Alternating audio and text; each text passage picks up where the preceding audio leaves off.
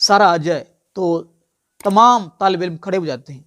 اللہ کے نبی کا احترام دنیا کے سارے ولی، دنیا کے سارے عالم، سارے اساتذہ اللہ کے نبی کے جوتے پر قربان کہتے ہیں کہ سجدہ سات اعضاء پر ہوتا ہے، ویسے جھکنا ہو تو یہ جائز ہے۔ نہیں بھائی، اللہ کے سوا کسی اور کے سامنے جھکنا بھی ناجائز ہے، حرام ہے۔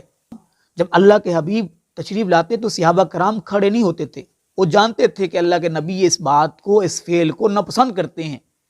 ہمارے یہاں سکول میں کوئی ٹیچر آ جائے نا، کو عام جا سارا آ جائے تو تمام طالب علم کھڑے ہو جاتے ہیں۔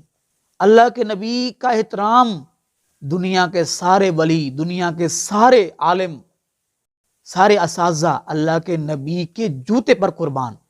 ان کی شان ہماری شان زیادہ ہے۔ اللہ کے نبی اس بات کو، اس عمل کو ناپسند کرتے کہ جب میں آؤں تو میرے لیے میرے صحابہ کھڑے نہ ہوں، اور یہ ٹیچر یہ مسلمان نہیں ہے، یہ کلمہ پڑھنے والے نہیں ہیں۔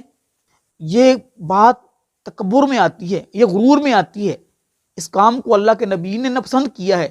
جو کام اللہ کے نبی نے اپنے لیے ناپسند کیا ہے، تم کون ہوتے ہو اس کو کرنے والے؟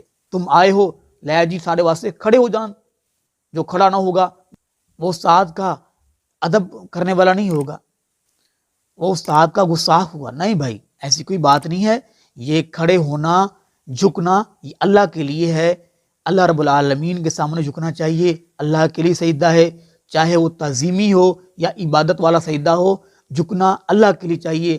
معزز ناظرین، مولا علی رضی اللہ تعالیٰ عنہ سے محبت، آپ سے پیار، آپ سے الفت ایمان کا حصہ ہے۔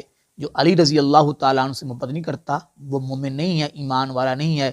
جو ایمان والا نہیں ہے وہ جنت میں نہیں جا سکتا۔ اللہ پاک ہم سب کو مولا علی رضی اللہ تعالیٰ عنہ کے طریقوں پر ہم چلنے کی توفیق نصیب فرمائے۔